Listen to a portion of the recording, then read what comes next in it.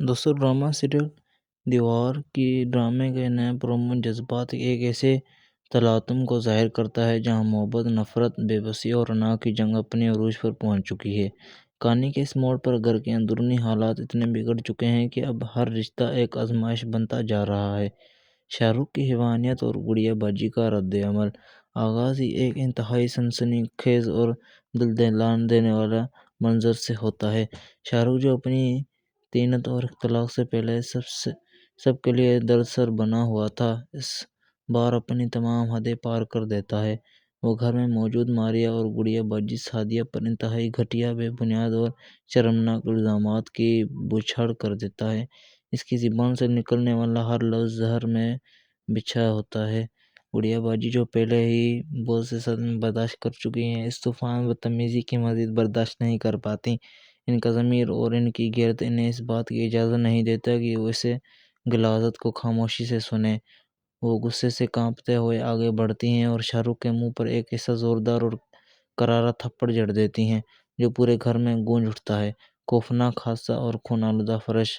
اپنے اوپر اٹھنے والے اس تھپڑ سے شاہ رخ کا غصہ اس نچ پر پہنچ جاتا ہے کہ جہاں وہ انسان نہیں بلکہ ایک درندہ بن جاتا ہے۔ وہ اپنا ہوش و حواس، رشتہ داری کے تمام تقاضے اور حیا بھول جاتا ہے۔ اندھے غصے میں آ کر وہ گڑیا باجی کا بازو پوری طاقت سے پکڑتا ہے اور انہیں اتنی زور سے دھکا دیتا ہے کہ گڑیا باجی کا سر سامنے موجود سخت دیوار کے ساتھ پوری شدت سے ٹکرا جاتا ہے۔ وہ بے ہوش ہو کر فرش پر گر پڑتی ہیں، ان کے نازک سر پر گہری چوٹ لگتی ہے اور چند ہی لمحوں میں خون بہہ کر فرش کو رنگین کر دیتا ہے۔ یہ ہولناک منظر دیکھ کر گھر میں کہرام مچ جاتا ہے۔ عمر اور حمزہ کی آنکھوں میں خون اتر آتا ہے جب ماریا اور عافیہ چیختے ہوئے گڑیا باجی کی طرف دوڑتی ہیں۔ حمزہ ایک سیکنڈ کا بھی توقف کے بغیر فوراً پولیس کو کال ملاتا ہے اور چیختے ہوئے کہتا ہے، اس شخص کو اب کسی صورت معاف نہیں کیا جانا چاہیے۔ اس نے سب کی زندگیاں جہنم بنا دی ہیں اور آج تو اس نے سعدیہ پر ہاتھ اٹھا کر ثابت کر دیا ہے کہ اس سے بڑا گھٹیا انسان اس دنیا میں کوئی نہیں ہو سکتا۔ پولیس فوراً موقع پر پہنچتی ہے اور شاہ رخ کو ہتھکڑی لگا کر گھسیٹتے ہوئے لے جاتی ہے۔ اسپتال کا راہداری کوریڈور اور ایک زندگی بدل دینے والی خبر۔ لہو لہاں حالت میں گڑیا باجی کو فوری طور پر ایمبولینس کے ذریعے ہسپتال کے ایمرجنسی وارڈ میں منتقل کیا جاتا ہے۔ اسپتال کے کوریڈور میں سب کی سانسیں رکی ہوئی ہیں۔ ڈاکٹر باہر آتی ہیں اور کہتی ہیں کہ سر کی چوٹ اتنی زیادہ گہری نہیں ہے، لیکن چونکہ ان کی طبیعت پہلے سے اندرونی طور پر خراب چل رہی تھی اور انہیں شدید چکر آ رہے تھے، اس لیے وہ بے ہوش ہو گئی تھی۔ جب ڈاکٹر پوچھتی ہیں کہ ان کا شوہر کون ہے تو حمزہ فوراً آگے بڑھ کر کہتا ہے کہ وہ ان کا شوہر ہے۔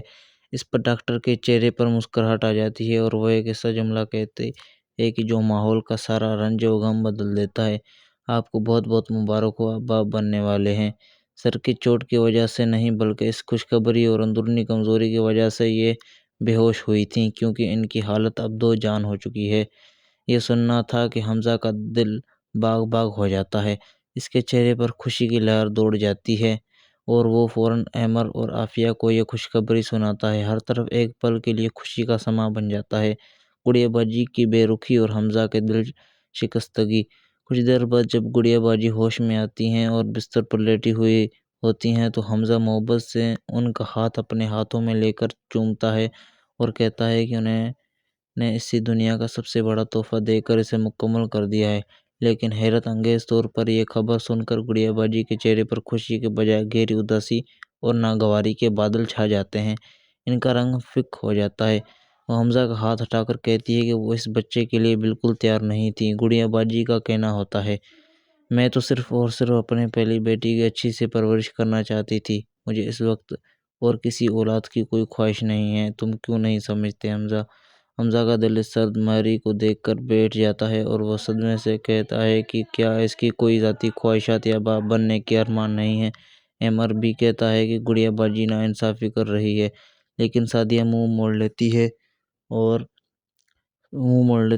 اور کہتی ہے کہ اس پورے معاملے پر سخت ناخوشی کا اظہار کرتی ہے۔ وہ ناظرین کے گڑگڑاہٹ اور دو بدر کی ٹھوکریں۔ دوسری طرف ناظرین اپنی تمام خودداری کھو کر روتی بلکتی ہوئی گڑیا باجی کے پاس پہنچتی ہے اور کہتی ہے کہ امید کرتا ہوں کہ آپ کو ہماری ویڈیو پسند آئی ہوگی. اگر آپ کو ہماری ویڈیو پسند آئی تو ہماری ویڈیو کو لائک کر کے ہمارے چینل کو سبسکرائب کر دیجیے اور بیل آئیکن کو دبانا نہ بھولیں. ملتے ہیں اگلی ویڈیو میں. شکریہ.